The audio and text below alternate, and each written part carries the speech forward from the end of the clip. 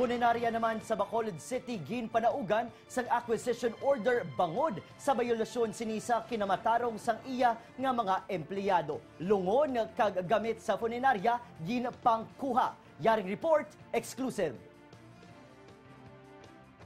Wala haya o kundubo nga plasaran ang ini nga mga gamit para sa namatay, kundi ang ini nga mga bulatangan kandila kag suga ang ginembargo sa National Labor Relations Commission sa Department of Labor and Employment.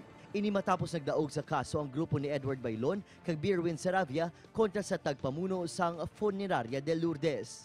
Ugay na ni nga mong kaso mo ti nagligat pa nila ni Siripan galing kay ga pangayo sila hindi sila nila pagkatag ti amo nang ang sheriff na ngayo police assistance. Ginabulubanta ang ara sa 700,000 pesos ang balaydan sang funeraria.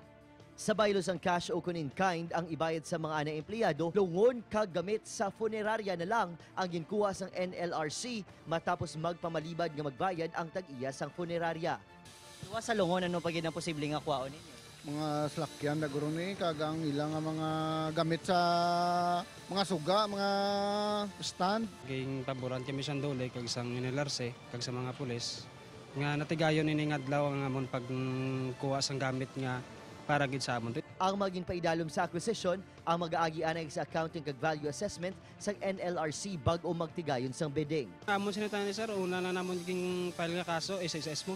Isang uli sang na-discoveryan sang SSS nga mayara sila kakulangan kag ginabuhinan kang amon benepisyo ginbuhinan kami sa amon SSS kag way man nila ginarimit.